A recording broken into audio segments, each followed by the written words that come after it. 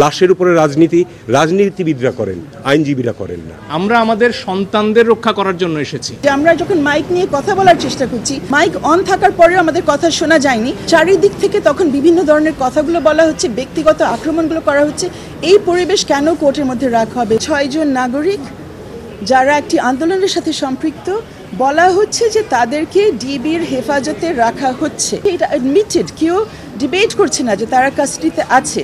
সরকার পক্ষ বলছেন ওই কাস্টাডি লিগ্যাল, আমরা বলছি সেই কাস্টাডি লিগ্যাল না। কোনো গুলির ঘটনা ঘটেনি, গুলিগুলো চলেছে শুধুমাত্র যখন ছাত্ররা বা আন্দোলনকারীরা যখন মিছিল করছিল। এবং আমাদের এই মামলাটি কিন্তু শুধুমাত্র আন্দোলনকারীদের জন্য নয়, যত কটি মৃত্যু হয়েছে সেগুলোকেও সবকটাকে আমরা বলছি যে এগুলোর কোনোটাই ঠিক মতন হয়নি, এগুলোর কোনোটারই কোনো আইনগত ভিত্তি নেই এইসব মৃত্যুর, সেগুলোকে থামানোর জন্য। যারা আছেন আন্দোলনকারীরা বা বাচ্চারা যারা মাঠে নামছে তাদের জীবনটা রক্ষা করার জন্য, এবং যারা মারা গিয়েছেন তাদের মৃত্যুটা যে স্বাভাবিক মৃত্যু ছিল না সেগুলোর জন্য। তো এটিকে সামহাও আজকে আমরা যেটা দেখেছি যে অনেক আইনজীবীরা পিছন থেকে একটা রাজনৈতিক রূপ দেওয়ার চেষ্টা করেছেন। একদম পরিষ্কারভাবে বলি, এখানে আমরা কেউই কোনো রাজনীতি করার জন্য আসিনি। লাশের উপরে রাজনীতি রাজনীতিবিদরা করেন, আইনজীবীরা করেন না, এটা আমি সম্পূর্ণভাবে বিশ্বাস করি। একটা জিনিস যেটা হচ্ছে, গণতন্ত্র কমিশনের যে ইটা রয়েছে সেটি হচ্ছে যে আপনারা সবাই দেখেছেন যে আবু সাইদ কিভাবে মারা গিয়েছিল। আবু সাইদ যখন মারা গিয়েছিল তারপরে যে এফআইআরটা হলো সেটাতে বলা হলো যে জনগণের ছোড়া ইটে উনি মারা গেছেন। এর ফলে আমাদের নাগরিক সমাজের মধ্যে একটি অনাস্থা তৈরি হয়েছে যে এই তদন্তটা ঠিক হবে কিনা, এবং এই ঘটনার সাথে ওগুলোকে মিলানোর কোনো স্কোপ নেই। এবং আমাদের যে জুডিশিয়াল কমিটি হয়েছে 1 সদস্য বিশিষ্ট, সেটি হয়েছে প্রথম দিনের 6 জনের জন্য। বাকি সবগুলোকে কিভাবে হলো সে বিষয়ে জনতার কাছে একটা দায়বদ্ধতা নিয়েই এই কমিটি হয়েছে। এই সুপ্রিম কোর্ট বারের আইনজীবী আখি আকন্দ, তাকে আমরা সবাই চিনি, সে এখানে নিয়মিত প্র্যাকটিস করে। তার স্বামীর কথা সে পরিচয় দিচ্ছিল যে একদিনও গলা উঁচু করে তিনি কথা বলেননি। শেরপুরে ছিলেন, তার সন্তানকে স্নান করাচ্ছিলেন দুপুরবেলা, 100 পুলিশ এসেছে, তাকে ধরে নিয়ে গেছে, গায়ে কাপড়টা দেওয়ার সুযোগ দেওয়া হয়নি। কেন নেওয়া হয়েছে জানেন? কারণ সেই আখির স্বামীর ভাই নাকি বিএনপি করেন, এবং আজকে একই কার্ড খেলা হচ্ছে যে আমার বাবা কি করলেন সেজন্য আমি দায়ী।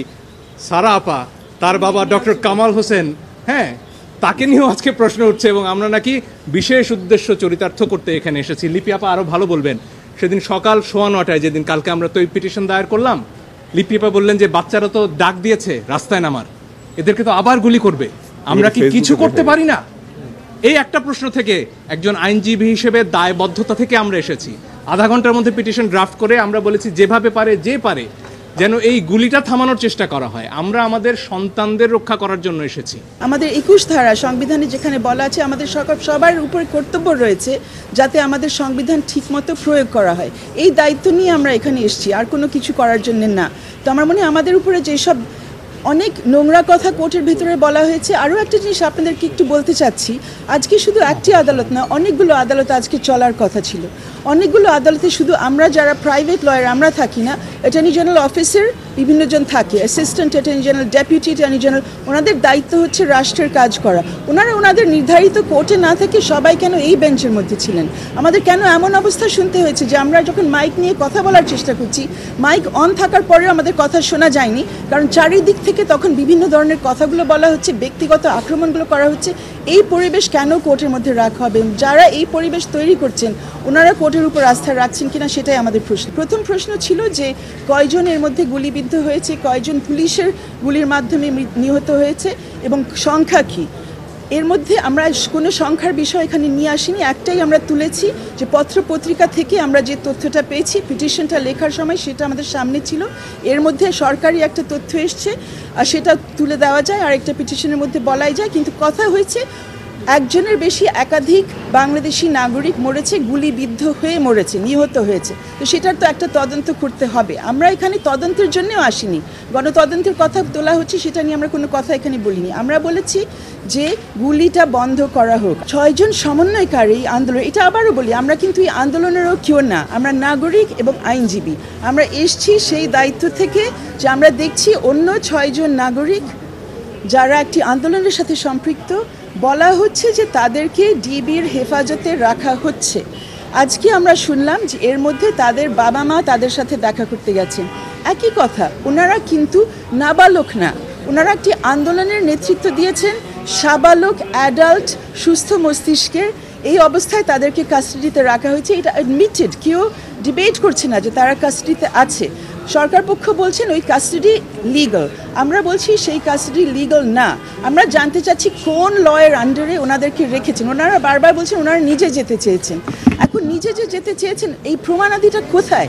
ওনাদের কি মুখের কথার উপর আমরা ধরে নিব না? ওনারা আমাদেরকে কোনো আদেশ দেখাবেন যে কিসের ভিত্তিতে ওদেরকে ওখানে নেওয়া হয়েছে। তো আমরা শুধু চাচ্ছি যে ওদের থেকে আমরা শুনি, কারণ আমরা জানি যে ওনাদেরকে হসপিটাল থেকে নেওয়া হয়েছে।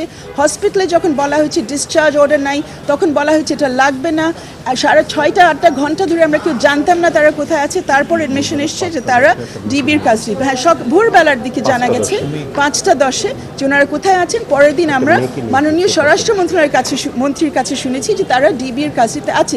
সেটা তো এডমিটেড, এটা নিয়ে তো কোনো তর্ক নেই। এবং আপনাদের কাছে অনুরোধ রাখবো, যে তথ্যগুলো এসছে সেগুলো মুছে ফেলেন না, সেগুলো বলেন যে কে বলেছে তারা ডিবির কাস্টাডিতে। এখন তারা বলুক তাদের ক্ষমতা কোথায় ডিবির কাস্টাডিতে কাউকে নিজের নিরাপত্তার জন্য রাখতে। এটা আমাদের আইনে কোথায় আছে, বাংলাদেশের আইনে? এটাই আমরা দেখতে চাই।